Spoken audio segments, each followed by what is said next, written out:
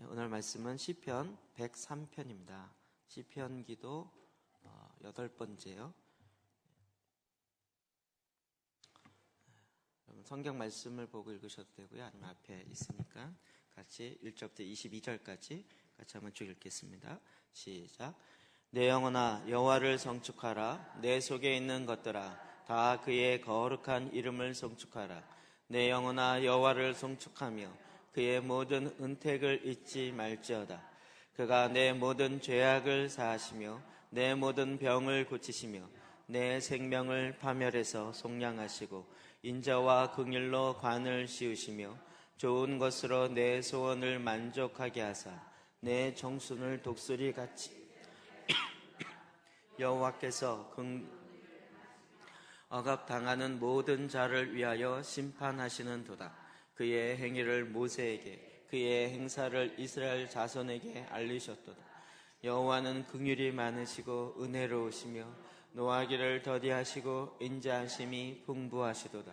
자주 경책하지 아니하시며 노를 영원히 품지 아니하시리로다. 우리의 죄를 따라 우리를 처벌하지는 아니하시며 우리의 죄악을 따라 우리에게 대대로 갚지는 아니하셨으니 이는 하늘이 땅에서 높음같이 그를 경외하는 자에게 그의 인자하심이 크심이로다. 동이 서에서 먼 것 같이 우리의 죄가를 우리에게서 멀리 옮기시며 아버지가 자식을 긍휼히 여김같이 여호와께서는 자기를 경외하는 자를 긍휼히 여기시나니 이는 그가 우리의 체질을 아시며 우리가 단지 먼지뿐임을 기억하심이로다. 인생은 그 날이 풀과 같으며 그 영화가 들의 풀과 같도다. 그것은 바람이 지나가면 없어지나니 그 있던 자리도 다시 알지 못하거니와 여호와의 인자하심은 자기를 경외하는 자에게 영원부터 영원까지 이르며 그의 의는 자손의 자손에게 이르리니 곧 의의 언약을 지키고 그의 법도를 기억하여 행하는 자에게로다. 여호와께서 그의 보좌를 하늘에 세우시고 그의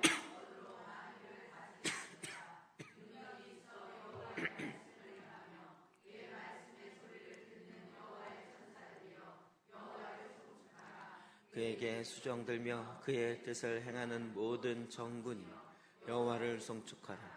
여호와의 지으심을 받고 그가 다스리는 모든 곳에 있는 너희여 여호와를 송축하라. 내 영혼아 여호와를 송축하라. 아멘.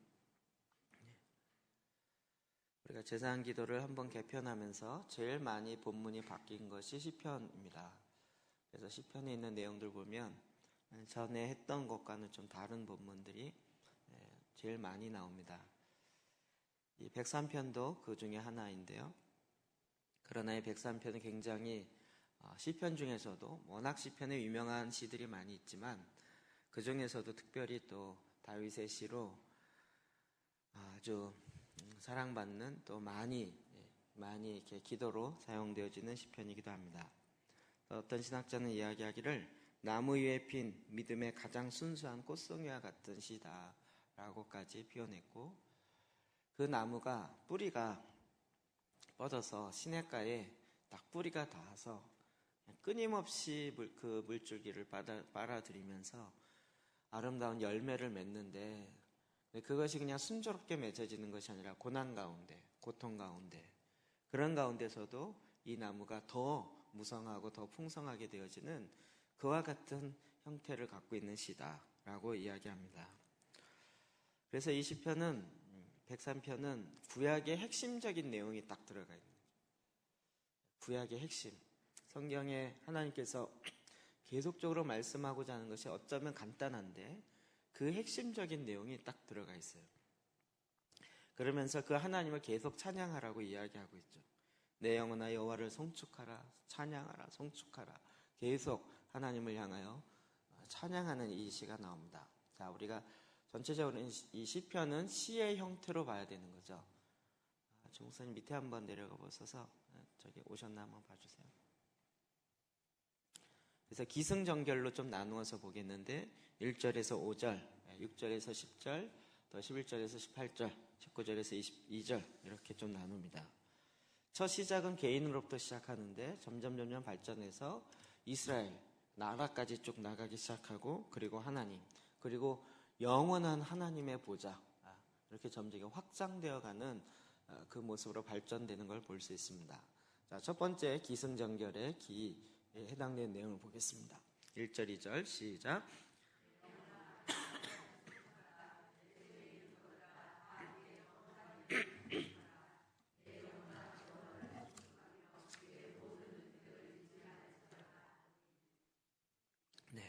내 영혼아 여호와를 송축하라.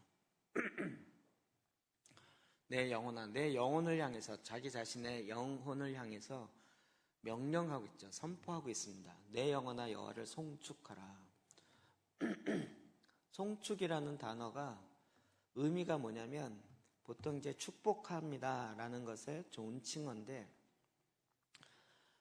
높으신 분을, 자기보다 좀 높으신 분을 축복한다는 게 좀 그렇잖아요. 축복이란 위에 사람이 아래 사람을 보통 이렇게 축복하는 경우인데, 위에 사람을 축복하고 싶을 때는 뭐 축복하여 드립니다 이렇게 표현하기도 하는데, 그 표현이 뭐냐면 송축이에요.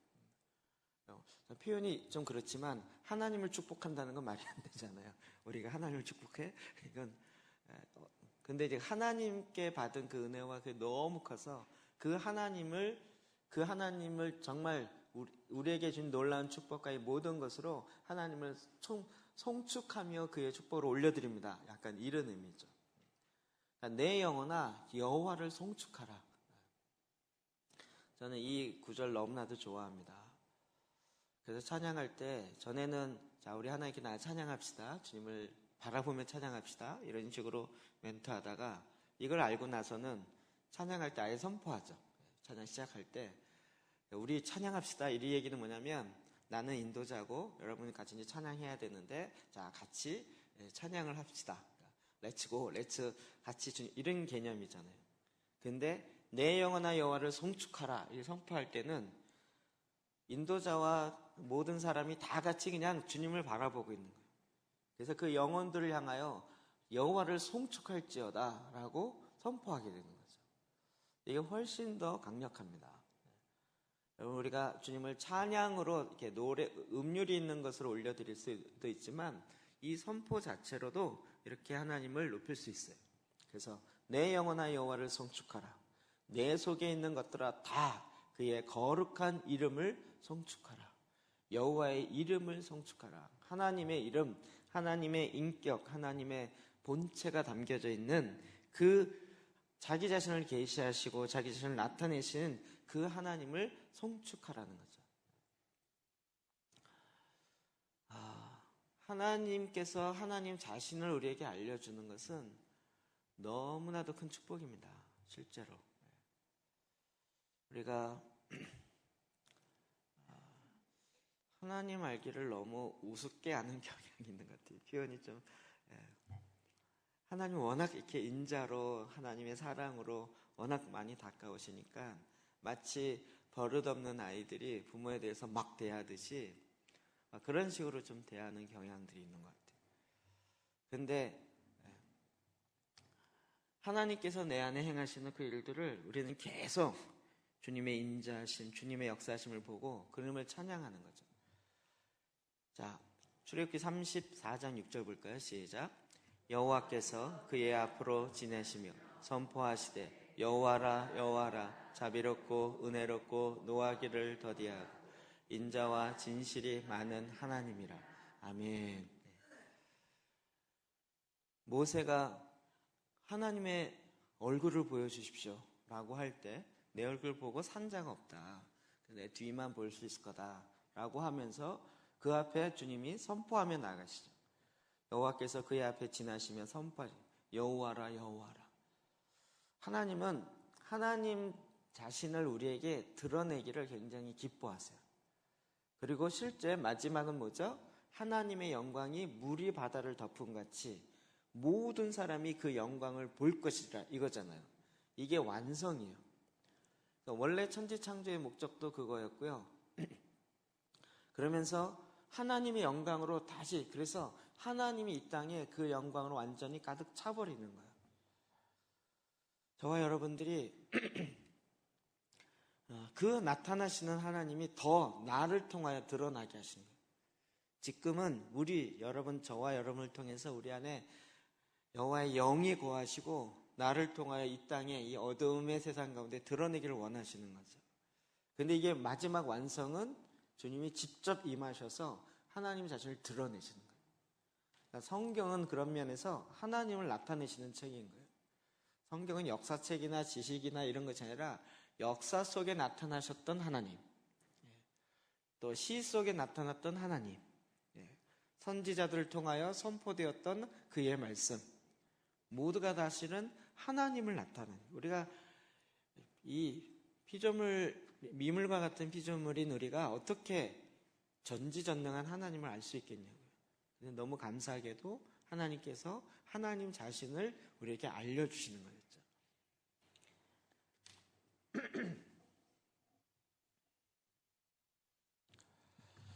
3, 4, 5절 볼까요? 시작. 그가 내 모든 죄악을 사하시며 내 모든 병을 고치시며 내 생명을 파멸해서 속량하시고 인자와 긍휼로 관을 씌우시며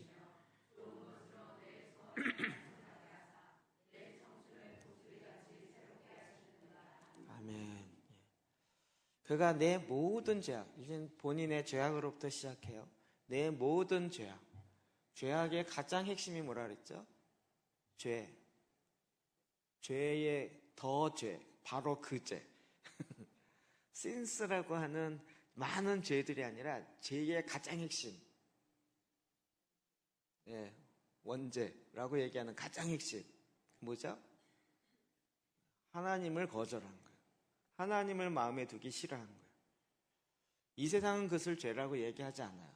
그러니까 이 세상은 죄가 뭔지를 몰라요. 사실은 그냥 눈에 나타나는 것만 가지고 뭐 거짓말하고 살인하고 이런 것만 죄라고 얘기하지만, 이렇게 증상이 나타나는 모든 것의 가장 핵심은 하나님을 버리는 거죠.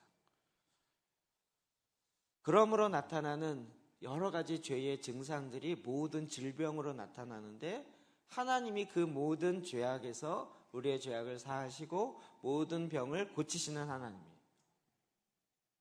내 생명을 파멸해서 속량하시고, 완전히 이제 파멸이 다 끝이다라고 하는 것에서 다시 속량, 다시 사온바 되시고 인자와 긍휼로 관을 씌우시고 좋은 것으로 내 소원을 만족하게 하세요.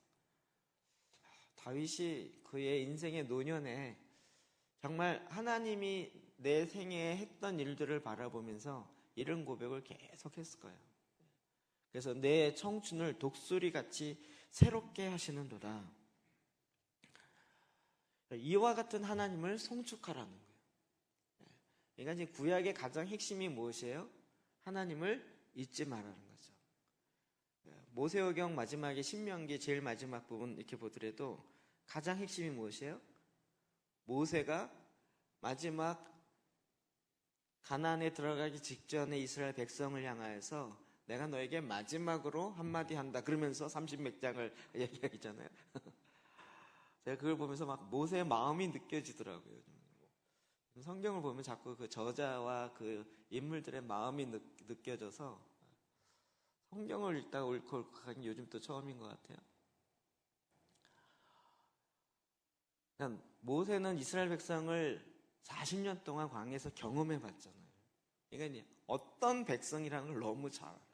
근데 너희가 가나안 땅에 들어가면 그 가나안 땅의 우상의 이름을 부르지도 말고 그들과 결혼하지도 말고 막 이러면서 하나님 너에게 이야기한 것을 막 다시 한번 총정리하는데, 출애굽기 했던 걸 그대로 또 이야기하면서 또 졸졸졸졸 이야기하는 거예요. 핵심이 뭐냐면 하나님을 잊지 말라는 거예요. 하나님을 기억하고 하나님을 경외하라는 거죠. 가장 핵심이야. 우리가 요즘 금요일날 신명기 28장 축복과 저주 얘기하잖아요. 가장 핵심이 뭐예요? 여호와의 말씀을 듣고 행하면, 하나님의 말씀을 기억하는 거예요. 그냥 머리로만 아는 정도가 아니라 실제로 하나님의 말씀 듣고 행하면 이와 같은 하나님의 축복이 임할 것이라는 거예요. 이걸 기억하라는 거예요. 많지 않아요. 그와 같은 하나님을 다윗이 늘 하나님 앞에 서서 하나님을 예배하고 찬양하고 다윗의 장막 안에 있었던 거죠. 다윗의 장막이 다윗성 앞에 텐트로 33년 동안 있었다 그랬죠. 다윗이 헤브론에서 7년 있었고 그 다음에 예루살렘에서 33년 있었잖아요.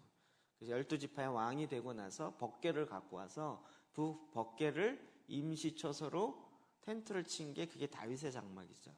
원래 성막은 어디 있었어요? 실로에. 그 당시에도 있었어요. 근데 하나님이 이 시온산, 다윗성 앞에 있는 시온산을 인정하시고, 그리고 여기에 이제 이 법궤가 들어갈 솔로몬 성전을 짓는 것을 허락하시는 거죠. 33년 동안 있으면서 다윗이 그냥 구경만 했을까요?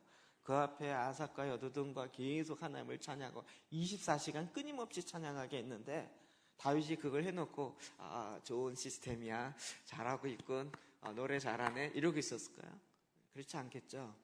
전쟁 나갈 때마다 그 앞에 들어가서 하나님의 임재 가운데 나가고, 주님의 도우심이 아니면 내가 이번 전쟁에 이길 수가 없습니다. 어떻게 하오리까? 나가리까 나가지 않으리까? 주님 알려주십시오. 주님의 명령대로 하겠습니다. 이거 들을 때까지 거기서 나오지 않는. 그러니까 그 다윗의 장막을 다윗이 얼마나 많이 들락날락 했겠냐고요. 그리고 또 전쟁에 이기고 와서 또 하나님 앞에 하나님이 승리케 하셨습니다. 그 하나님을 찬양하고. 그러니까 다윗은 이 찬양하는 것과 이것이 정말, 제가 다윗을 왕이라는 사실을 자꾸 까먹어요. 다윗은 그냥 뮤지션인 것 같아요. 예배자인 것 같아요. 전쟁, 다윗의 생애가 참 파란만장하지만 버라이어티해요. 그 다윗의 장막 안에서 또 아니면 자기가 또 시를 써가지고 이 시 갖고 찬양하라 그러고, 그래도 안 되면 악기 만들어 갖고 이거 갖고 또 하라 그러고 이러면서 그냥 계속 하나님을 찬양하기. 그의 핵심은 하나님 앞에서 계속 하나님을 찬양하는. 그럴 때마다 계시가 계속, 하나님의 말씀이 계속 임한 거예요. 자기가 죄악 중에서도 자기의 죄악을 사하시는 그 하나님, 모든 질병 가운데서도 고치시는 그 하나님을 그가 실제로 경험한 것이에요.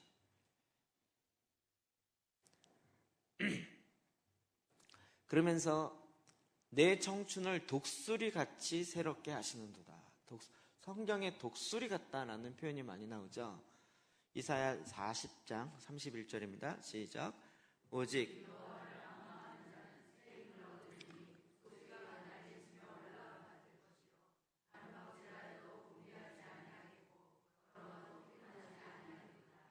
아멘. 여호와를 앙망하는 자, 여호와를 바라보며 여호와를 경외하며 여호와의 이름을 높이는 자들은 새 힘을 얻는 거예요. 독수리의 날개치며 올라간 같을 거라는 거예요. 새 중의 왕이라고 하는 이 독수리의 해를 향해 올라가는 거예요. 제가 이 예는 많이 들었죠. 독수리를 알게 하는 방법 중에 하나는 아침에 떠오른 태양을 딱 잡고 볼 때요. 그 태양을 보는 순간 이 독수리, 태양을 향해 수직상승하듯이 올라가는 이 독수리의 본능이 있다고 그러더라고요. 그래서 그 태양을 해서 쫙 올라가는 거죠. 그렇게 여호와를 앙망하는 자는 올라간다. 하나님께서 그렇게 새 힘을 불어넣는다는 거예요. 다른 먹질하여도 곤비치 아니하고 걸어가도 피곤치 않다. 와, 하나님이 진짜 이렇게 일하세요. 진짜요.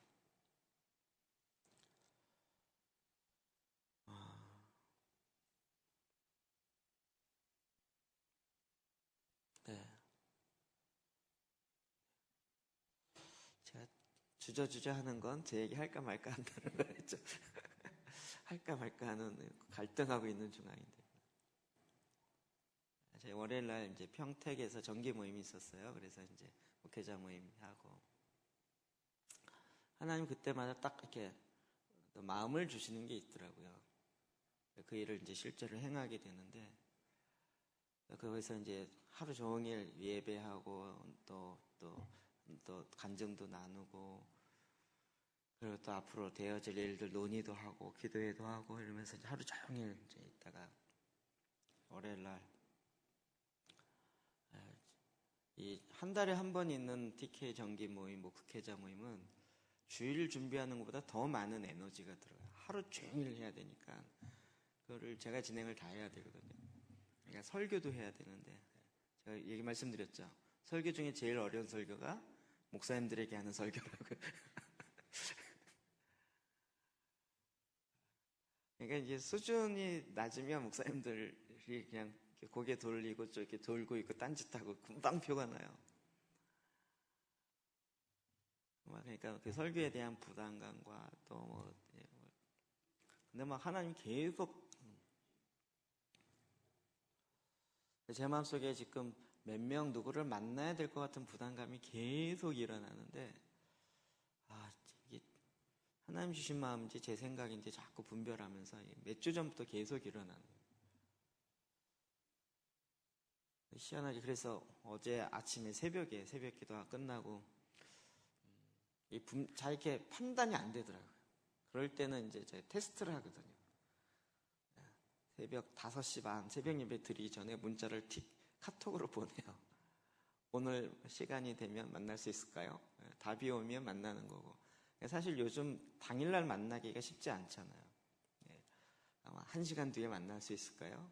그래서 만날 수 있으면 주님의 보내십니다라고 딱 이게 전제를 제가 깔고 테스트하는 거예요. 양털 시험처럼 탁 보내는 거예요. 그 새벽에 답이 온 거 있죠. 그래서 오케이 오늘 여기구나. 그래서 어제 또 춘천에 가갖고요. 3시까지 가갖고 밤 8시까지 또 한창 또 트랜스포메이션에 이야기하고 커피숍에 앉아서 얘기했는데 얘기하다가 제가 정신을 놓았던 것 같아요. 시계를 딱 봤더니 지금 제가 이제 얘기할게요라고 시작했는데 1시간 40분 혼자 따다다다다다다 그리고 시계를 딱 봤더니 6시인 거예요.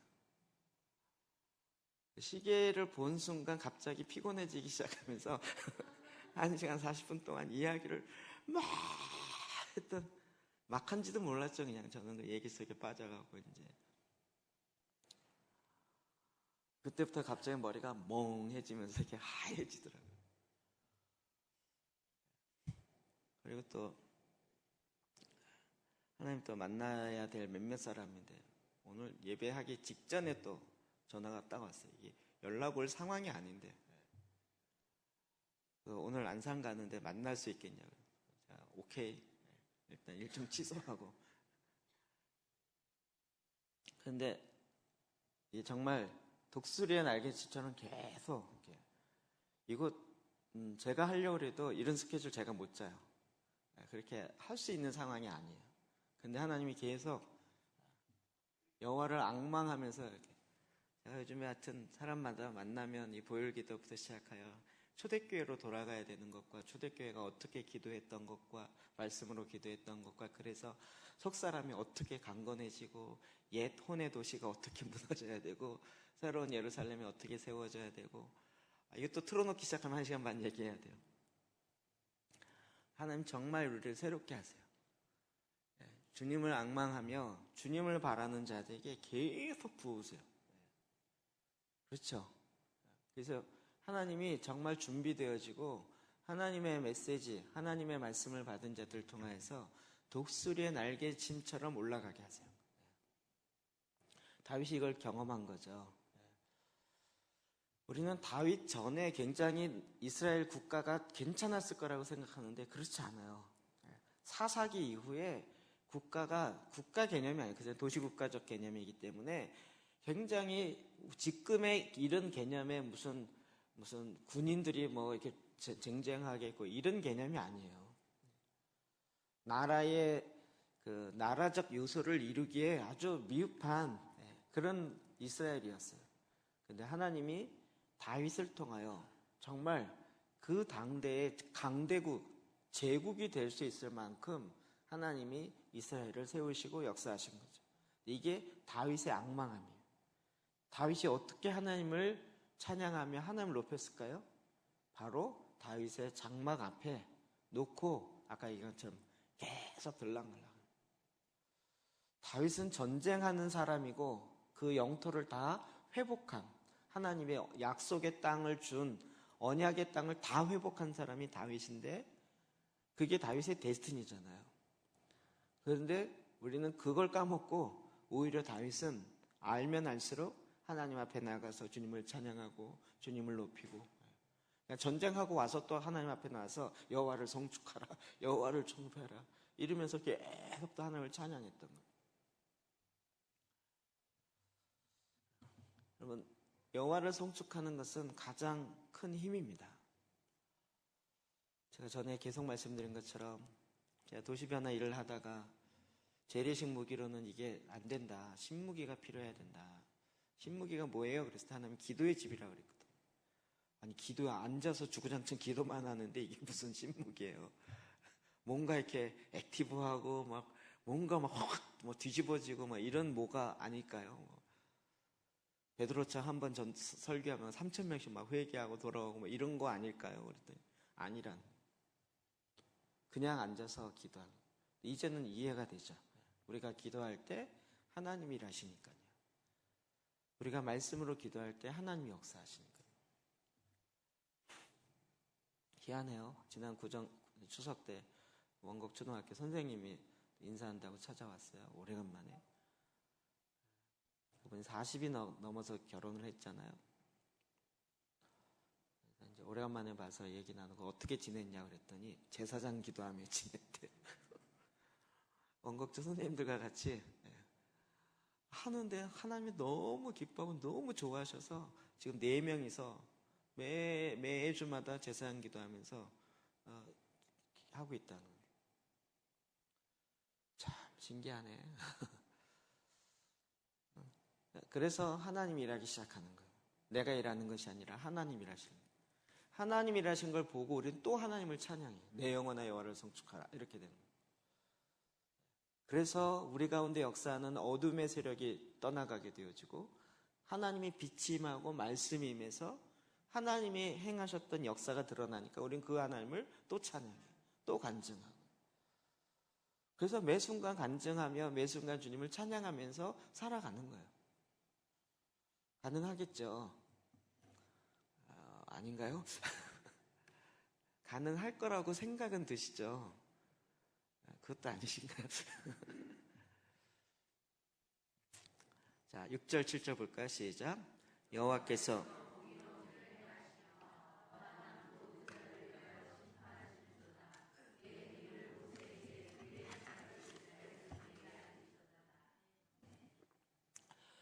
하나님이 행하신 것에 이제 시편 저자가 집중하기 시작합니다.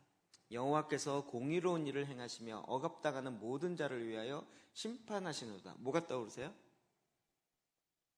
공의로운 일을 행했어요. 그리고 억압당하는 자들을 위해서 그들을 심판했어요. 뭐가 떠오르세요? 출애굽이요. 그렇죠? 이스라엘 백성이 언제 억압당했어요? 애굽에 있을 때. 요셉을 통해 들어갔을 때는 잘 선대했다가 그래서 고센 땅에 있다가 요셉을 알지 못하는 왕이 나타나면서 그들을 노예로 하면서 지금도 거의 정설처럼 되어 있더라고요. 피라미드와 스핑크스 이런 일들을 누가 만들었을까? 누가 지었을까? 상당 부분 이때 노예 생활했던 유대인들이었을 거라고 이야기하는 그런 학설들이 있더라고요. 그래서 그 벽돌을 굳게 만들고 모세가 가서 이제 하나님을 경외하게 이 백성을 보내라 그랬더니 더 억압해서 지푸라기를 주지 않고 더 억압하고 그래서 감독을 세우고 자꾸 억압하는 거죠. 이게 똑같은 패턴이죠. 지금도 마찬가지예요. 더 억압하고 더 억압하고. 제가 말씀기도 이렇게 주변에 가서 이야기하면 요즘 성도들이 2시간을 기도할 수 있어요. 그렇게 바쁜데 그게 어떻게 가능해요? 이 얘기를 참 많이 해요. 뭐냐면 이 세상이 그렇게 억압을 많이 당하고 있는 거예요. 2시간을 뺄 수 없게 만들어 놓는 거예요. 너무 바빠서 할 수가 없다는 거예요. 그런데 그 너무 바빠서 그 피로를 풀기 위해서 2시간 TV는 보는 거죠. 네, 이거는 가능한데 주님 앞에 나아가서 2시간 주님 앞에 올려드리는 건 잘 못한다고 생각하는 거예요. 사실은 우선순위의 문제인 거죠. 하나님이 결국은 모든 자들을 위하여 애굽을 심판하신 거죠. 가나안 정복도 마찬가지입니다. 그의 행위를 모세에게, 그의 행사를 이스라엘 자손에게 알리셨도다. 그의 행위를 모세에게 알렸죠. 그래서 호렙산으로부터 시작해서 하나님이 모세를 통하여 드러나게 하셨고, 그리고 이스라엘 백성을 홍해를 건너게 하면서 40년 동안 광야 가운데 신발이 헤어지지, 옷이 헤어지지 아니하고, 그러면서 일어났던 많은 하나님의 역사를 알려준 거죠. 지금도 마찬가지입니다. 지금도. 저희가 가나안을 정복했을 때 그것은 땅을 차지한 의미도 있지만 사실은 가나안에 대한 심판이기도 합니다. 그 전에 언약 맺을 때 뭐라 그러죠? 이 땅에 아직 죄가 관영하지 않았기 때문에. 근데 이제 가나안 땅에 죄가 관영함으로 하나님의 카이로스의 때가 찬 거죠. 그러니까 이스라엘 백성을 출애굽하며 애굽을 심판한 것도 있지만 가나안 땅의 죄악으로 관영되어 있는 그들을 하나님께서 심판하시는 그 개념이 같이 있는 거죠. 그러니까 여리고성을 정복하는 첫 번째 사건은 이 세상을 심판하는 사건이에요. 이 세상을 심판하는 사건. 이번에 여리고성 정복하는 사건을 읽는데요. 제가 너무 창피해갖고요. 읽다가 읽다 보니까 요즘 성경 읽으면 이게 앞뒤가 막 연결되잖아요. 여리고성 정복이랑 계시록이랑 왜 이렇게 똑같죠? 7나팔. 제사장 7명이 앞에서 나팔을 불면서 하루 첫 번째 나팔, 두 번째 나팔, 세 번째 나팔, 6일 동안 도잖아요. 그래서 7번째 나팔은 뭐예요? 7번 도는데 같이 7번. 여러분 계시록에 보면 7째 인 나팔 대접 심판에서 나팔이 6개 하고 마지막 때 7번째 나팔 불 때 7개의 대접 심판이 나오는 거잖아요. 이때 뭐가 일어나요? 세상에 대한 하나님의 심판이 완성되어진다고요. 그러니까 6일 지나고 제7일째 하나님의 심판이 완성되어진다. 너무 패턴이 똑같은 거예요. 나 이거 왜 이제 알았지? 막 바보 같은 게 너무 똑같은 걸 계시록을 왜 이렇게 어려워했지? 출애굽기, 그러니까 제가 보기에 유대인들은 계시록 보면서 이거 우리의 역사야. 너무 이해가 쉬웠을 것 같아요. 그때 이 세상이 심판받는 것도 출애굽과 너무 비슷해요. 근데 막 가나안 땅 여리고 정복할 때 그 그림이 너무 똑같은 거예요. 그래서 저는 더 확신하게 됐어요. 7째 나팔 직전에 인심판, 나팔심판. 그래서 저희는 이제 환란 통과설을 믿는다 그랬죠. 환란 전에 들림밖에 아니고 환란 시작하기 전에, 그러니까 7년 대환란 전이 아니고 3년 6개월 그 시작 요때도 아니고 이거 다 지나고 6번째 나팔과 7번째 나팔 직전에 요 7번째 나팔이 마지막 심판이고 거기서 이렇게 7개의 대접이 거의 동시적으로 할 텐데 이게 길어야 7개의 대접 심판은 거의 길어야 40일이거든요. 예. 그러니까 7년의 제일 마지막 40일 직전에 그때 들림받을 것이다라고 그러니까 이 7년을 거의 통과한다는 거죠. 이제 저희는 이렇게 지금 바라보고 믿고 있어요. 근데 여리고성 정복하는 걸 이렇게 보면서요, 그림이 너무 똑같은 거예요. 여리고성이 언제 심판받아요? 마지막 7바퀴 돌 때요. 7번째 나팔이 불어질 때. 나팔이 불과 동시에 심판이 딱 임하는 거죠. 제 마음속에 맞아. 이거 뭐 너무 당연한 거네. 너무 확연한 거. 그 행사를 이스라엘 자손에게 다 알리셨어요. 여러분, 이스라엘 백성이 얼마나 신났어요. 전쟁에 이긴다는 건 축구 게임에 이긴다는 거하고 차원이 다른 얘기예요. 축구는 져도 죽진 않잖아요. 전쟁은 지면 완전히 말살인 거죠. 그곳에 가서 마지막에 7바퀴 돌고 나팔 불었을 때, 소리쳤을 때 여리고성이 완전히 무너지고, 그거 정말 어마어마한 이스라엘 백성의 평생 찬양케 되어질 노래일 거예요. 근데 이 똑같은 경험을 우리의 마지막 때에 우리 모두가 다 경험케 된다는 거잖아요. 그 하나님을 찬양하라는 거예요. 하나님 말씀 너무 쉽죠. 하나님이 어렵게 만든 게 아니고 앞에 계속 샘플을 만들어 놓으셨어요. 예를. 이게 전혀 우리가 살고 있는 시대와 상관없는 것이 아니라 이게 다 이렇게 짝이 있고 연결이 되게 하셔서 우리가 어떻게 될 것인지에 대해서 그냥 눈으로 확인하게 한 거죠. 그래서 신명기에 이렇게 찬양합니다. 32장 4절입니다. 시작. 그는 반석이시니 그가 하신 일이 완전하고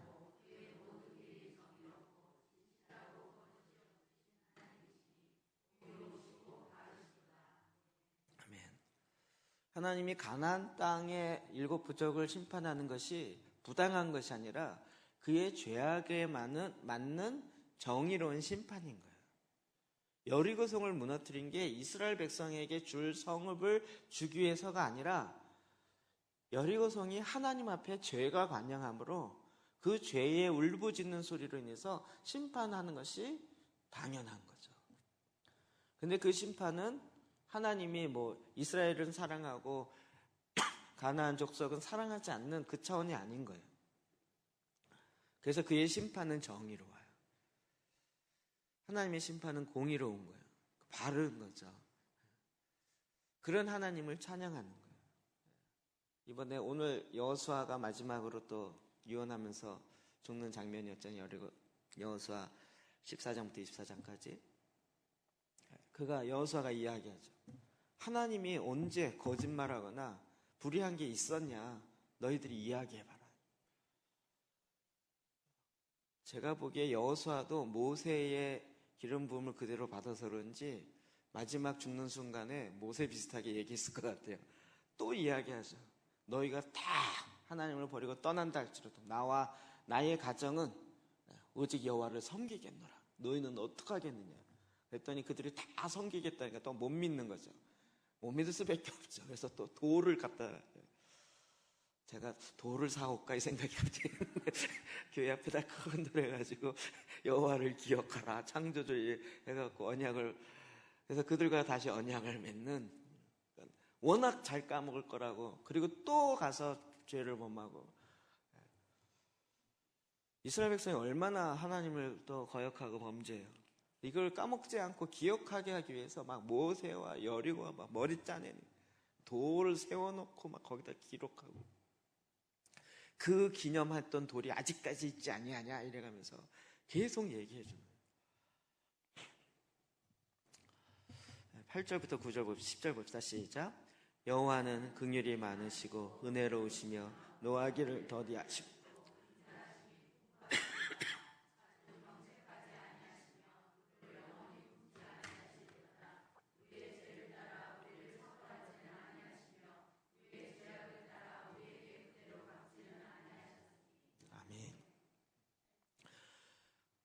그 하나님을 다윗이 경험해 보니까 여호와는 긍휼이 많으시고 은혜로우시며 이것만 잊지 않고 노하기를 더디하세요. 하나님이 노하는 것을 안 하시진 않아요. 그렇죠? 하나님이 진노하시죠. 죄악으로 말미암아 심판하시고 하나님의 진노가 반드시 있죠. 그런데 더디하세요.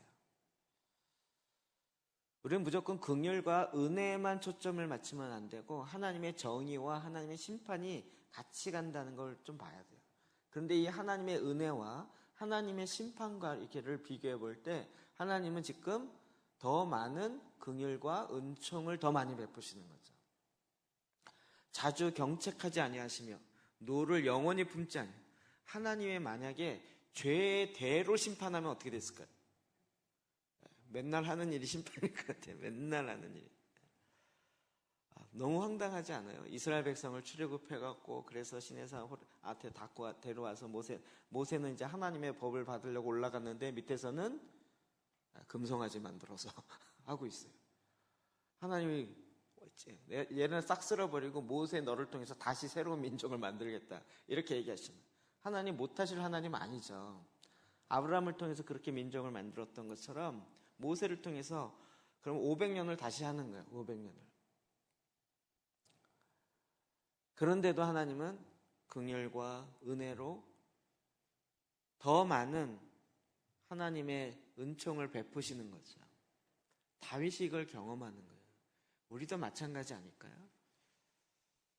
우리가 죄악 가운데 있지만 하나님의 은혜를 더 많이 경험하는, 우리의 죄를 따라 우리를 처벌하지 아니하시며 우리의 죄악을 따라 우리에게 그대로 갚지 아니하시는, 그대로 갚는다는 얘기 뭘까요?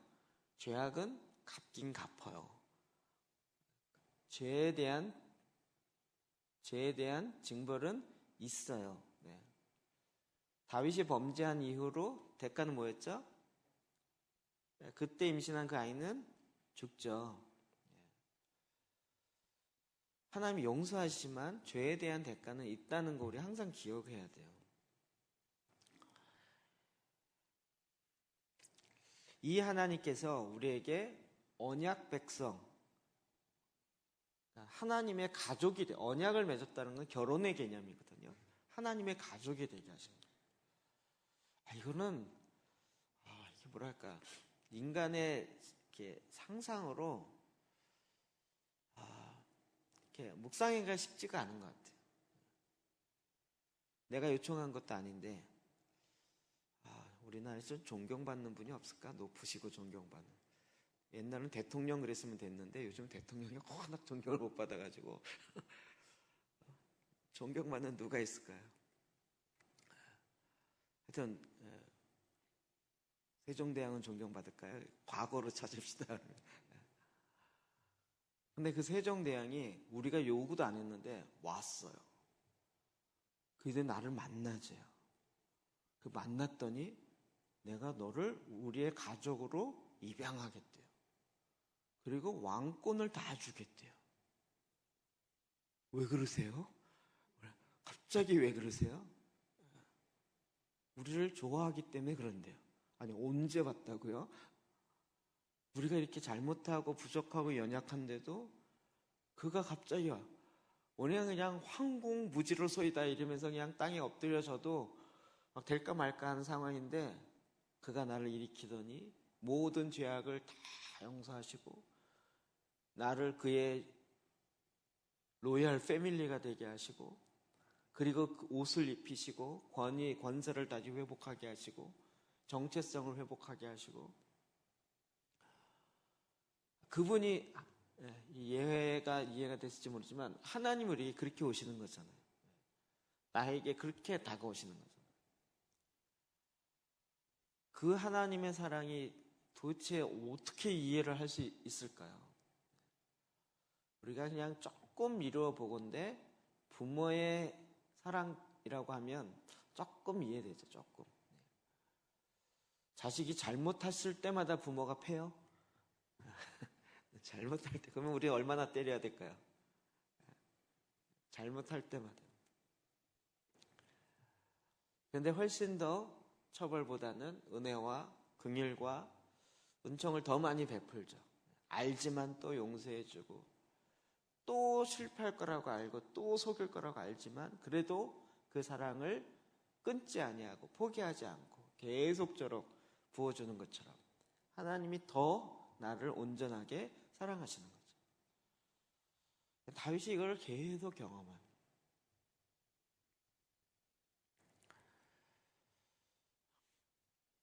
사실 하나님 앞에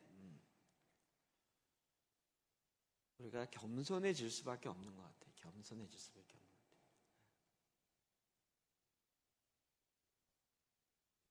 같아요. 자, 시편 30편 5절입니다. 시작.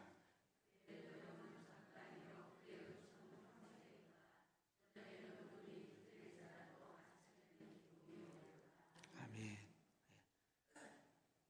하나님의 노엽은 잠깐이라는 거예요. 그러나 그의 은총은 평생 가는 거예요. 저녁에 울음이 깃들일지라도 아침에는 그 울음이 계속되는 것이 아니라 다시 기쁨으로 새롭게 하시는 하나님이에요. 하나님은 어디에 있어요? 심판에 있지 않고 우리를 살리고 새롭게 하고 정결케 하는 그곳에 있는 거죠. 그 하나님을 계속 알고 찬양하기 시작하는 거예요.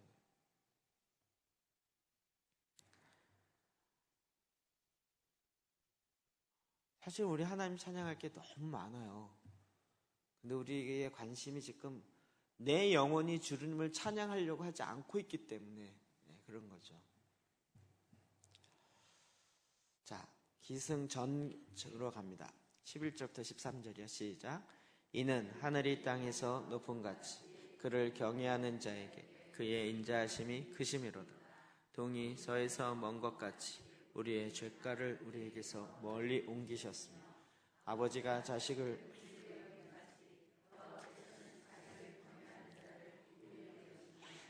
아멘. 하나님은 계속 여호와를 경외하는 자에게 긍휼히 여기세요. 계속 인자심이 크고 우리의 죄악을 멀리하시고 우리를 긍휼히 여기시고 경외한 계속 긍휼히 여기시는데 그 핵심은 뭐냐면 여호와를 경외하는 거예요. 그러니까 이 땅은 여호와를 경외하는 것으로 완성돼요. 그리고 그것의 큰 기쁨으로 쓸 것이에요. 여호와를 경외하는 즐거움이에요.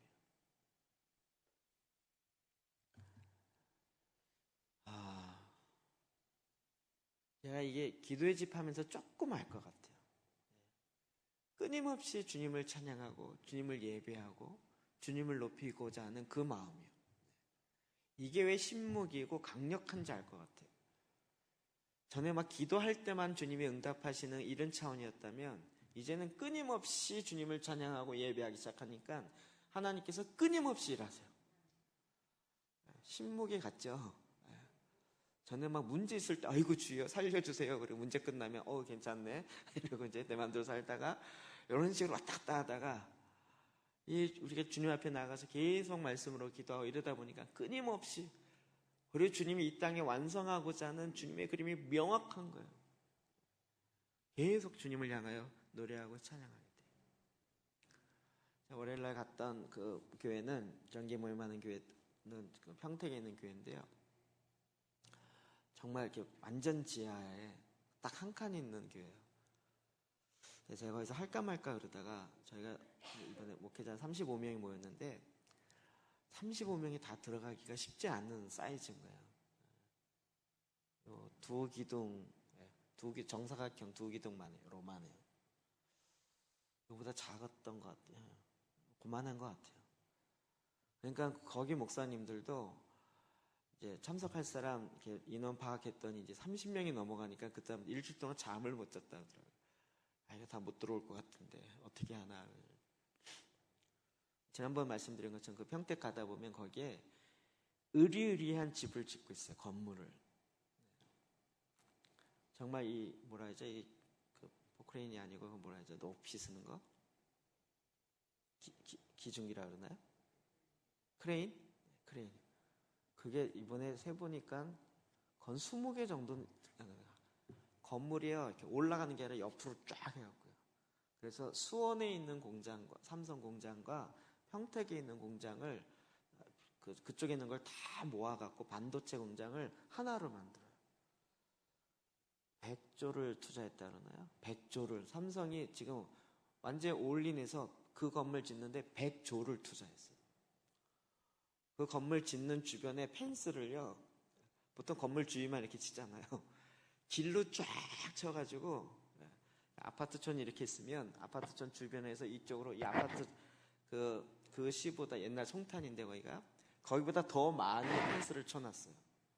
거기에 중앙에 그 건물을 짓고 있어요. 그래서 거기다가 삼성타운을 짓겠다는 거예요. 병원도 짓고 저기도 뭐 학교도 짓고 해서 삼성맨들이 그 안에서 그냥 살 수 있도록 100조를 투자해서 짓고 있대요. 그러니까 뭐 어마어마하죠. 그래서 막 기도하는데, 그런데 하나님의 눈은 어디 있어요? 그 100조를 투자해서 짓는 그 건물에 있지 않고 그 지하실에 있어요. 왜요? 하나님의 사랑하는 제사장과 하나님의 백성이 여기 있기 때문에. 그러니까 하나님의 눈과 귀는 여기서 하나님을 찾지가 않아요. 하나님을 향하여 외치거나 하나님 임하십시오라고, 물론 거기에 제사장들이 있다면 그렇게 할 수 있겠지만 기본적으로 그렇게 있지 않아요. 그래서 100조를 들여서 건물을 짓는다 할지라도 하나님 여기 관심 있지 않고 그 지하교회에 거기에 한 명, 두 명이 기도하는 그 기도에 관심을 갖고 계시고 그 신음하는 소리에 응답하시면서 일하시겠다고 하나님 말씀하신 거죠. 우리는 죄악 중에 있고 우리는 날마다 실패하는데 하나님은 인자하심으로 더 크게 은총을 베푸시고 그리고 여호와를 경외하는 자에게 계속 그들을 찾으시고 그들을 더 긍휼히 여기시고 그들의 소원을 만족하게 하세요. 14절에서 16절도 봅시다. 시작. 이는 그가 우리의 죄를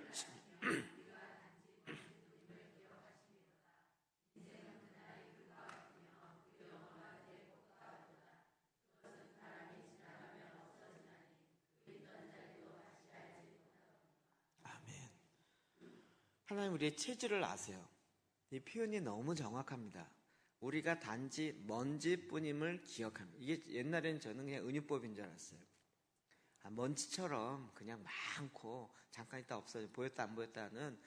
그런데 그게 아니고 진짜 먼지예요. 인간이 어디서부터 만들었어요? 흙이요. 네, 흙이요. 그러면 봄이 되면 뭐가 황사 바람이 들어오잖아요. 그게 뭐죠? 네, 흙먼지예요. 그게 우리예요. 그냥 바람 따라 샥 날아가는. 그러니까 우리가 지금 보면 영원토록 살 것 같은데 인간이 만들어진 것부터 시작해서 마지막 끝날까지 이렇게 보면 표현이 죄송한데요. 수많은 먼지가 휙휙휙휙휙 가는 거예요. 휙 80, 휙 80. 우리 80년 동안 평생 건강한 평생을 산다고 막 해서 막 올라가느니 뭐 진급하느니 뭐 나가느니 막 이렇게 했는데 휙 먼지처럼 지나. 그리고 있었던 자리도 없어요. 몰라요. 인생이 그런 거예요. 그러니까 여기에 무슨 의미가 있겠느냐, 인생 무상하다 뭐 이렇게 얘기할 수 있는데 우리의 존재는 그런데 하나님은 영원하시고 이 두 극단이 어떻게 보면 이렇게 뭐랄까 연결될 수 없는 고리인 것 같아요. 근데 그분이 우리를 찾아오세요. 우리가 휙 지나가는 순간 여호와를 경외하는데 하나님이 이걸 보시고 영원토록 기뻐하고 즐거워하고 우리를 굉장히 기뻐하세요. 이게 하나님의 은혜인 거죠. 18, 19절 시작. 곧 그의 언약을 지키고 그의 법도를 기억하여 행하는 자에게라도 여호와께서 그의 보좌를 하늘에 세우시고 그의 왕권으로 만유를 다스리도다. 아멘. 하나님이 언약을 세웠다. 그리고 언약을 지킨다. 이건 정말 하나님의 어마어마한 사랑의 전략이에요. 그냥 놔두면 사탄이 와서 공격하면 속수무책이에요. 하나님 어떻게 하셨어요? 일로 와. 우리 가족이 돼. 가족이 되기 전이나 되고 난 다음이나 똑같아요. 사탄이 와서 사탄이 법을 갖고 온다 그랬죠. 죄의 삭은 사망이에요. 죽여야 됩니다. 얘는 사형입니다. 맞아요. 사형 맞아요. 그런데 언약 밖에 있을 때는 그 법이 그냥 실행되는 거예요. 그러니까 언약 안에 있으니까 어떻게 돼요? 너 그 법이 맞는데 얘가 지금 어디 있는지 아냐? 나랑 가족이다. 이렇게 돼요. 가족이었을 때와 가족이 아니었을 때 짓는 죄는 똑같아요. 그런데 가족으로 딱 편입했기 때문에 언약 맺었기 때문에 그 가족을 못 건드려요. 왜요? 이걸 거드리는 건 하나님을 건드리는 거예요. 하나님이 거기에 하나님의 법을 두신 거죠. 이 언약이라는 건요, 어마어마한 하나님의 축복이고 하나님의 사랑이에요. 언약을 알아가면서.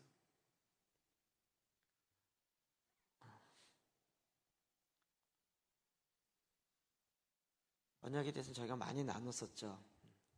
하나님이 언약을 지켜요. 하나님 우리에게 언약 맺어서 하나님의 자녀로서 특권을 누리게 뿐만 아니라 우리를 보호할 수 있는 최선의 방법이 언약 안에 들어오게 하는 거예요. 그 결혼 안에 들어와서 하나님의 킹덤 패밀리 안으로 들어올 때 보호가 딱 되는 거예요. 그러니까 우리를 그렇게 들어와도 또 범죄할 거예요. 또 연약하고 또 부족해서 또 무너질 거예요. 근데 이거를 계속적으로 살려낼 수 있는 건 언약 안에 있을 때 가능해요. 그러니까 주님이 언약 안으로 우리에게 들어오게 하는 거죠. 그래서 하나님은 거기서 다시 다스리는데 19절 여호와께서 그의 보좌를 하늘에 세우시고 그의 왕권으로 만유를 다스리도다. 하늘 보좌에서 지금 하나님이 뭐 하고 계실까요? 하나님이 왜 죄악을 심판을 안 하실까요? 죄악이 이렇게 이 세상에 점점 더 악해지면서 더 많아지고 있는데 하나님 뭐 하고 계실까요?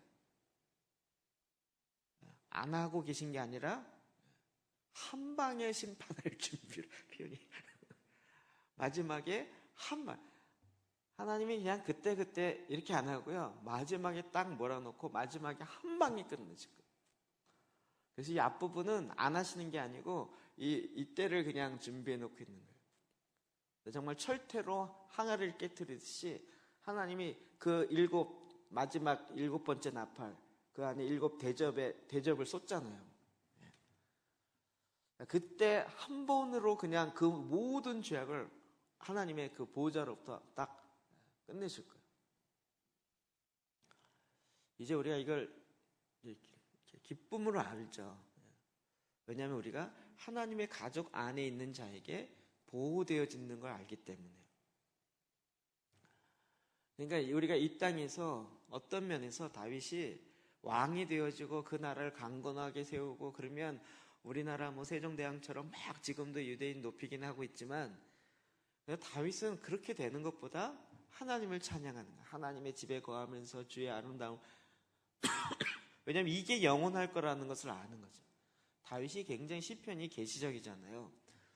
하늘의 보좌를 보고 그것을 이 땅에 풀어내는 거였어요. 다윗의 왕국이 영원하다는 얘기는 메시아를 통해 영원한 것이지만 자기가 세우는 인간의 다윗의 그 왕국은 그 왕국은 계속 범죄할 거예요. 그럼에도 불구하고 하나님의 은혜 안에 딱 들어가 있다는 그 자체에 너무나도 기쁜 거죠. 자, 19절입니다. 시작. 여호와께서 그의 보좌를 하늘에 세우시고 표현이 되게 재밌어요. 보좌를 어디에 세워요? 하늘에 세우세요. 왕권으로 만유를 다루세요. 시편 11편 4절이요. 시작. 여호와께서는 그의 성전에 계시고 여호와의 보좌는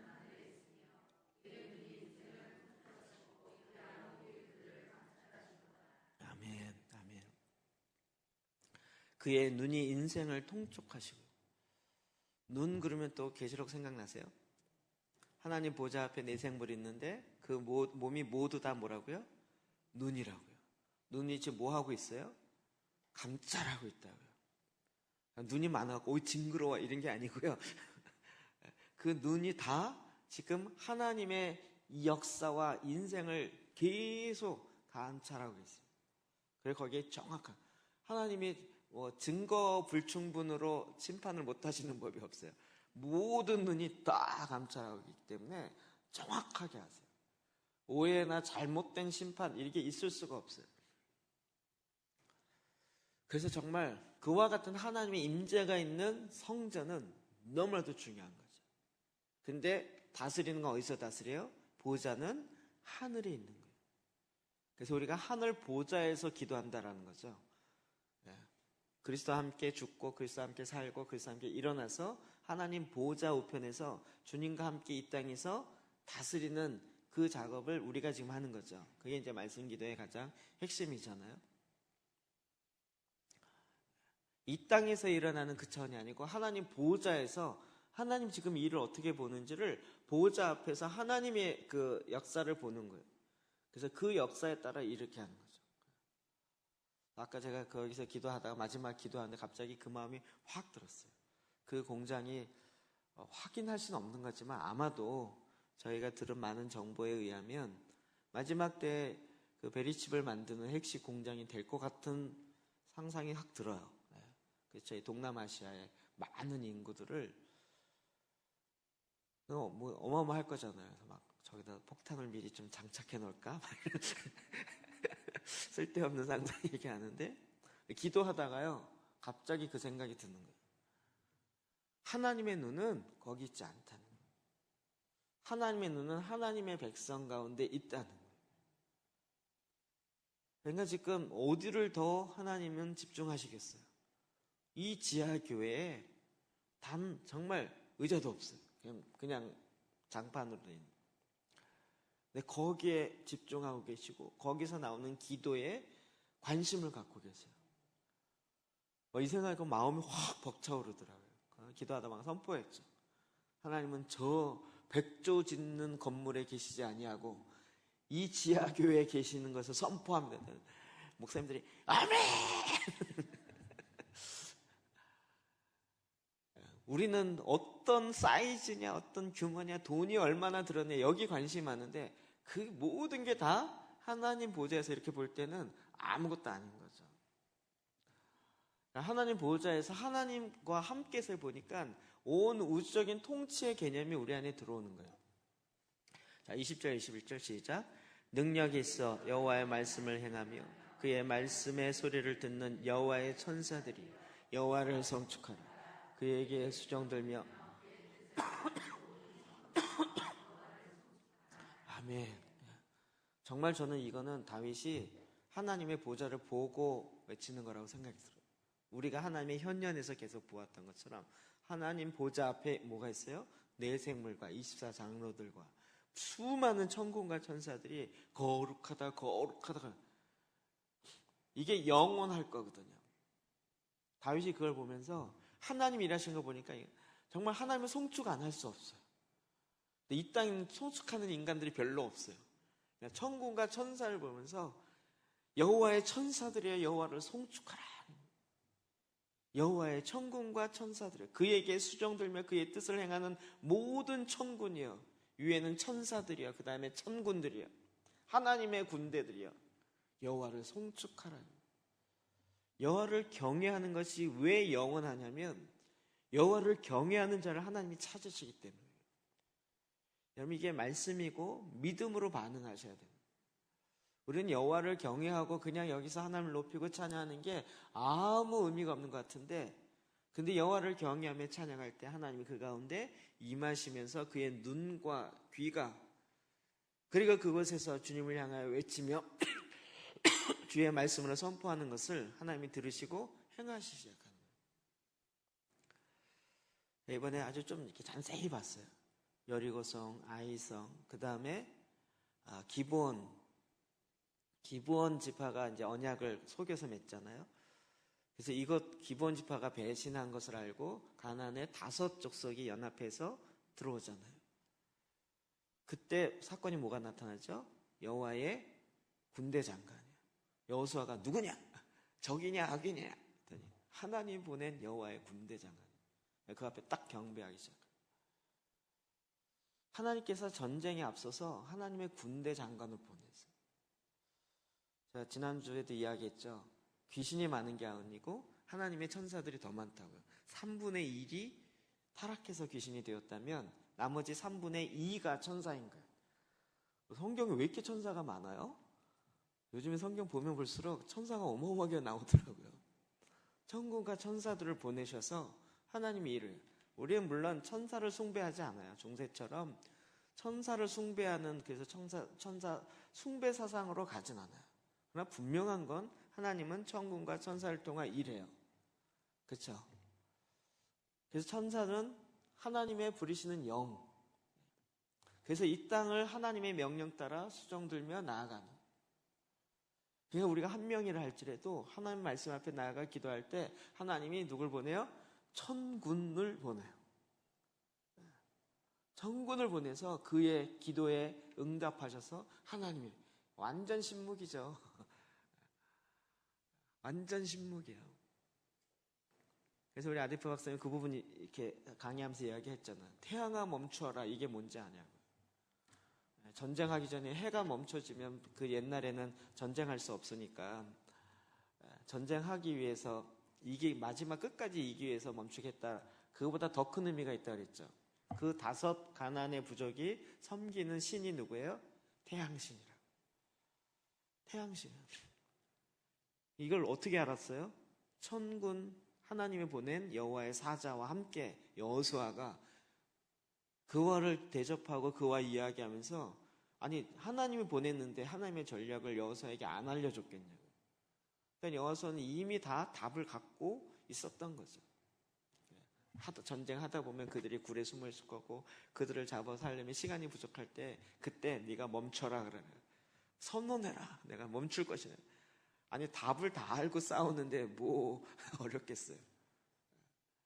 그때 막 다급해서 이거 어떡하지? 여호수아 어떡하지? 에이 모르다. 태양아 멈춰. 이런 게 아니었고 전군 전사와 함께 이미 다 들었다는 거 아니겠어요. 그리고 그들이 섬겼던 태양을 명령한 거예요. 여호수아가. 태양아 멈춰라. 딱 멈춰. 하나님의 말씀 앞에 순종하는 것을 보는 거죠. 이와 같은 하나님의 역사를 다윗이 계속 경험한 거예요. 계속 본 거예요. 전쟁 나갈 때도 가만히 성경에 나오는 전쟁 보세요. 활로 죽인 것보다 우박 맞아서 죽은 사람이 더 많고요. 하나님이 일하셔서 이렇게 한 게 더 많은 거예요. 실제로 그렇죠. 실제로. 이사야 6장 3절이요. 시작. 서로 불러 이르되 거룩하다 거룩하다 거룩하다 만군의 여호와 그의 영광이 온 땅에 충만하다. 그렇죠. 우리 하나님의 현현할 때 계속 보는 거죠. 또 요한계시록 5장 13절에도 또 내가 들으니 하늘 위에와 땅 위에와 땅 아래와 바다 위에와 그 가운데 모든 피조물이 이르되 보좌에 앉으신 이와 어린 양에게 찬송과 존귀와 영광과 권능을 세세토록 돌릴지어다 외친다고요. 찬양한다고. 이게 완성이에요. 이렇게 가요. 다윗은 그것을 미리 보고 계속 하나님 앞에 이 찬양을 올려드리면서 사는 거죠. 우리가 막 주변이 막 이렇게 얘가 주님을 따르며 주님을 경외하며 살기로 했는데 막 주변에 안 좋은 일이 막 생겨요. 그럴 때마다 어떡하라고요? 그럴 때마다 오히려 더 주님을 찬양하는 거예요. 여호와를 경외하는 거예요. 하나님의 일하심입니다. 이 비밀을 아는 거예요. 그저 모임하는데 그러더라고요. 어떤 전사님이 이제 저희 모임에 와서 같이 하기 시작했는데 그때부터 안 좋은 일이 생긴 거예요. 그때부터 집안에 아버님이 갑자기 쓰러지지 않나 안 좋은 일이 자꾸 생기는 거예요. 그랬더니 그 남편이 믿음 없어갖고 야, 그 모임 이상한 모임인가 보다. 나가지 마라. 이렇게 된 거예요. 그런데 우리는 알죠. 뭐죠? 제대로 된 모임에 가면 진동은 반드시 있어요. 왜요? 세상과 타협하지 않기 때문에요. 그러니까 세상을 잡고 있는 세상의 신이 발악을 하는 거죠. 놓기 전에. 그러니까 그런 일이 일어나는 것을 보거든 제대로 가는 줄을 알아야 되는 거죠. 거꾸로. 그럴 땐 더 어떻게 해요? 여호와를 더 경외하는 거예요. 왜요? 그럴 때 하나님이 임하시니까. 하나님의 긍휼이 그러니까 이 시편이요. 강력한 무기예요. 예배하는 것이 강력한 영적 전쟁의 무기가 실제로 돼요. 영적 전쟁할 때 내가 하는 게 아니고요. 하나님이 임하셔서 아니 하나님이 천군 천사를 보내서 야 손 봐라 이러면 끝 아닐까요? 하나님이 천군과 천사를 보내서 다윗이 그 고난 가운데서도 계속 그러니까 이게 성경의 핵심이죠. 22절 마지막이요. 시작. 여호와의 지으심을 받고 그가 다스리시는 모든 곳에 있는 너희여 여호와를 성축하라. 내 영혼아 여호와를 성축하라. 이 시편 글쎄 1절과 마지막 22절이 다 똑같이 이렇게 해요. 내 영혼아 여호와를 성축하라. 그러니까 처음에 여호와를 성축하라 이 얘기가 정말 하나님을 성축하는 게 마땅하고 합당하고 이것은 강력한 영적 무기고 신무기이고 하나님의 일하시면 가장 놀라운 거죠. 여호와를 성축하라. 여호와를 성축하라. 그냥 성축을 해도 좋아 이게 아니고요. 성축하는 것이 가장 강력한 우리의 책임이고 의무이고 또 가장 강력한 축복이고 그 하나님을 기억하고 하나님을 높이는 거예요. 모세가 그랬고 여호수아가 그랬고 계속 성경의 인물마다 너희의 하나님을 잊지 마. 너희가 가나안 땅에 들어가거든 그들의 신의 우상의 이름이라도 부르지 말고 하나님을 반드시 기억하고 하나님 말씀대로 듣고 행하라. 모세 딱 그러니까 요즘은 성경 제가 두 마디로 정리하려면 하나님의 말씀을 듣고 행하라요. 듣고 행하라. 하나님의 말씀 듣고 행하라. 어려운 줄 알았는데 이게 전체적으로 한 그림으로 딱 연결되니까 이해가 좀 금방 쉽잖아요.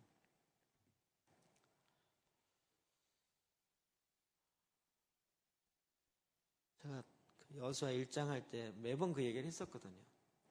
너는 마음을 강하게 하고 담대하고 극히 담대하라. 아니 전쟁 앞두고 밤낮 주야로 말씀을 묵상하라. 그러다가 그 말씀이 전 성경인 줄 알았는데 알고 봤더니 신구약 성경이 아니고 모세오경이잖아요. 여호수아 시대에 신약이 어디 있어요? 여호수아 시대에 시가서와 시편 이런 게 어디 있어요? 모세오경 모세가 얘기한 것밖에 없는데 이거 묵상해갖고 전쟁 이긴다고? 레위기 민수기 묵상해서 전쟁 이긴다고? 말이 안 되는 거예요. 말이. 근데 이번에 읽으면서 이게 이해가 되는 거예요. 그렇구나. 레위기 민수기에 뭐가 나와요? 죄 문제를 해결하는 제사장이 어떻게 가나안의 죄악과 그 죄 문제를 해결할 줄 아는 제사장의 제사법과 거룩함과 이 거룩함을 다시 회복할 수 있는 하나님의 길을 알려준 거죠. 굉장히 모세오경 갖고 충분하더라고요. 모세오경만 성경이다 이런 얘기 아니에요. 거기에 정말 우리가 갖고 있는 가장 핵심, 하나님을 버린 죄, 하나님을 마음에 두기 싫어하는 그 죄로 말미암아 일어난 많은 문제를 어떻게 극복하고 어떻게 해결하고 죄의 결과로 나타난 이 수많은 질병과 고난과 어려움의 저주의 문제를 어떻게 해결할지가 딱 레위기 민수기. 오히려 그게 핵심이죠. 그러니까 말씀만 묵상해도 모세오경만 제대로 묵상해도 너희가 이 땅에 평탄케 되어지고 내가 너와 영원토록 함께하리라는 그 말씀이 실제로 여호수아서에 구구줄줄이 나오기 시작합니다. 그러니 여호와를 송축하라. 여호와를 송축하라. 어렵지 않죠. 하나님이 지금도 그 하나님을 향하여 계속 하나님의 아니 그때는 하나님이 다스렸는데 지금은 안 다스리겠네요. 지금은 안 다스리겠네요.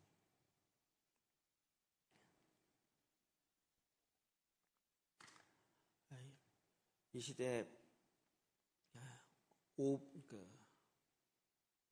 언론이 잘못 보도된 거를 오보라 그러잖아요. 잘못 오보. 잘못 보도된 언론으로 있어서 일어나가지고 있었던 사건의 가장 큰 거 뭔지 아세요? 베를린 장벽이 무너진 거예요. 저 그거 알고 처음에 이게 진짜야 그랬는데 찾아보니까 그게 진짜예요. 어디죠? 프랑스인가 이태리 쪽에서 한 기자가 신문 하면서 잘못 오보를 했어요. 그래서 질문한 거죠. 그 질문이 뭐냐면 서독과 동독의 여행이 자유롭게 되겠냐 그랬는데 오케이 자유롭게 왕래가 됩니다 이렇게 얘기한 거예요.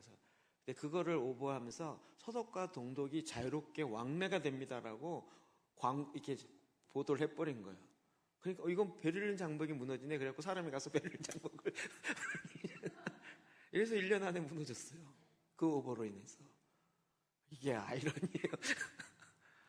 저는 동독과 서독이 막 이렇게 해서 뭐 역사적인 아는데 그게 아니고 딱 그 보도가 나오고 나서 1년 동안 후에 정말 베를린 장벽이 무너졌어요.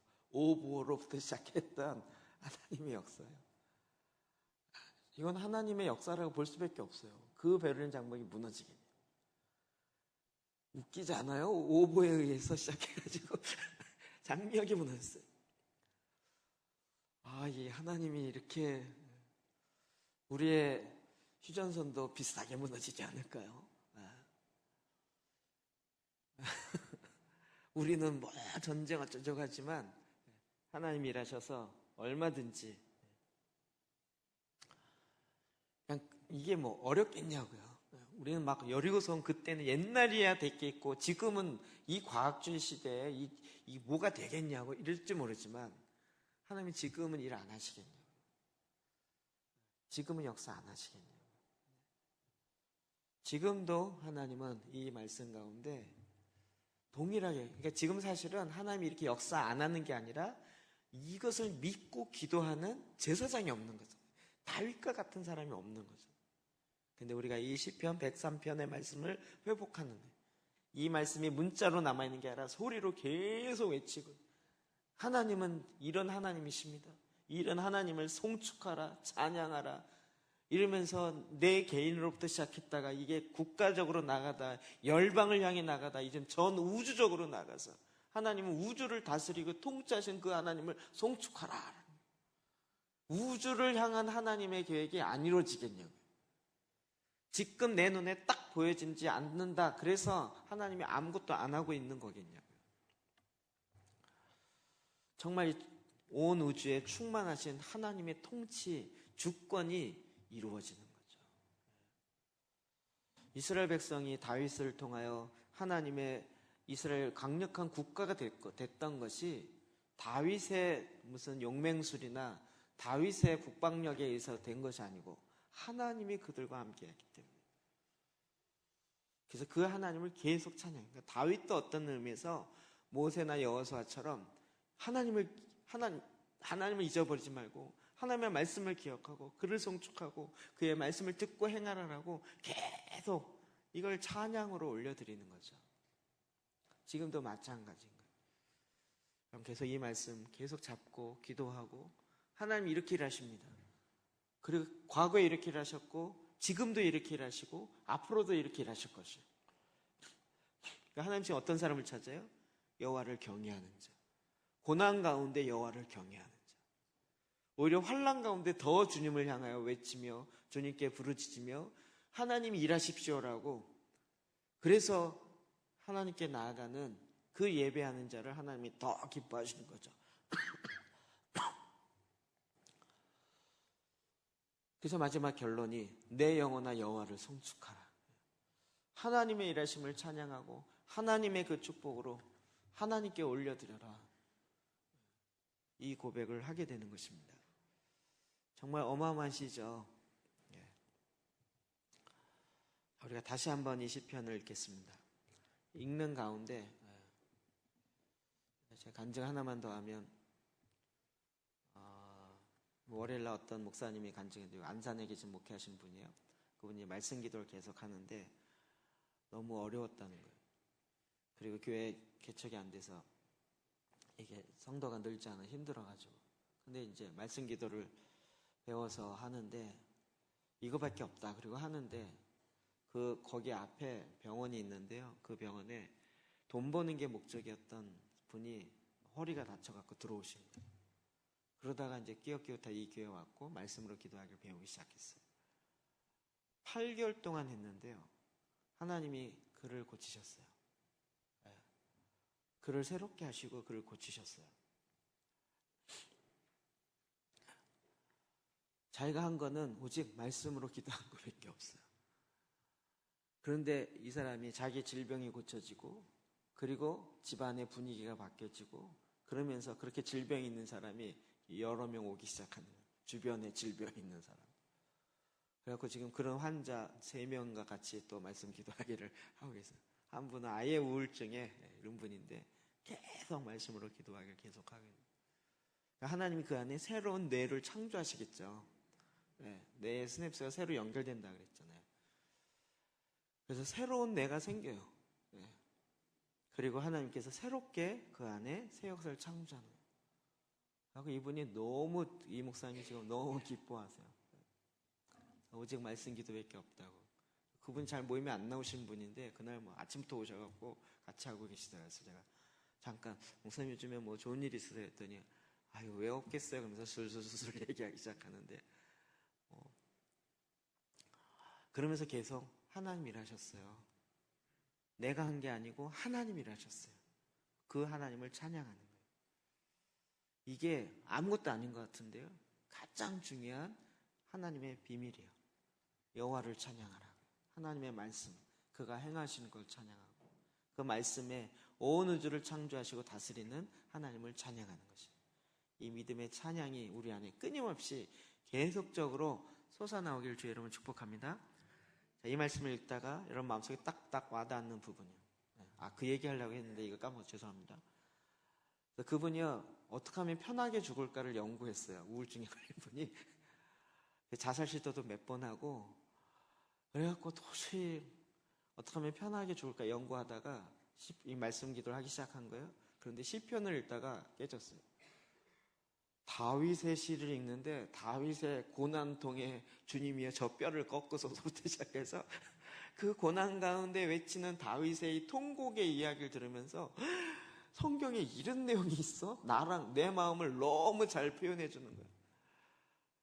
그러다가 이 시편 기도를 하다가 너무 막 마음에 감동이 돼가지고요. 나랑 비슷한 사람 또 있네 여기. 그래갖고 시편 기도하다가 그 말씀이 들어오기 시작해서 잃었던 다윗을 하나님이 다시 살리시고 일으킨 걸 보면서 소망을 갖고 기도하다가 병이 나고 이렇게 된 거예요. 여러분, 우리가 이 시편의 역사가 정말 우리 안에 일어나는 거죠. 지금 이 시대. 제가 월요일날 들었던 간증을 전해드리는 거예요. 오늘 시편 다시 한번 읽읍시다. 그리고 여러분 마음속에 딱 잡고 한번 기도하겠습니다. 시편 103편 1절부터 22절입니다. 같이 읽고 말씀을 잡으십시오. 그 말씀